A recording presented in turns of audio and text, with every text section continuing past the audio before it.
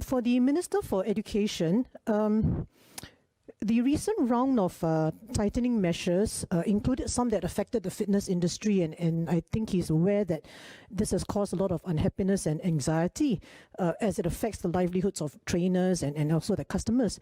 Subsequently, there was a slight adjustment to this announcement to say that low-intensity activities would be allowed to carry on indoors.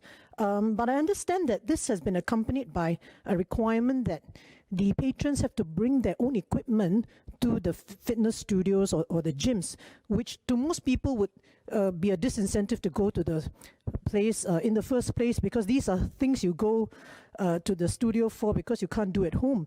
So I'd like to ask him whether the government will review this requirement, because it's already setting capacity limits. It's saying that the activities have to be low intensity, masks have to be on at all times. So, if there can be some additional measures such as requirement to wear gloves and so on, would the government relook at this requirement for customers to bring their own equipment to the fitness studio? Thank you. Speaker, our approach towards these high-risk activities has been consistent in the sense that if you look at what we have done for, say, nightclubs, karaoke, for example, we have not allowed these activities which we think are of higher risk, but the premises have been allowed to pivot to other activities which are permissible. I mean, last year you all recall Zouk, maybe even now, has been transformed and changed to different kinds of activities. So in that sense, we continue to apply the same approach now to gyms and fitness centers. Why did we specifically identify this activity? Because we have seen evidence of spread in other places. We have had infected persons use gyms and fitness centers in Singapore, and we have been very worried of large clusters potentially breaking out in these settings. Because in a gym, fitness center, it's an enclosed space.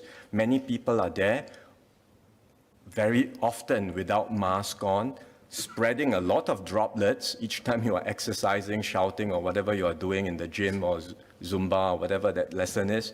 And the chances of a spread within that environment is very high. And that's why we have decided during this period of heightened alert, this is one of the highest risk kinds of activities, better to put a stop to it temporarily. But if the operators are able to pivot or do something differently, something of lower risk, then we will be able to allow. On the specific issue of equipment, I think we will be prepared to look at it. There is concern, obviously, because there will be infection, not just through droplets, but also fomites and touching, right? And then when you touch the surface, remember how last year we encouraged everyone not to use your hands to touch your face? I mean, that basic advice still remains, right? So you can still get infected by contact. So that is the reason why we suggested people bring their own equipment, but I think we will continue to monitor the situation and very closely, and we will see if there is any possibility of modifications along the way, depending on how the next few weeks or days and weeks unfold.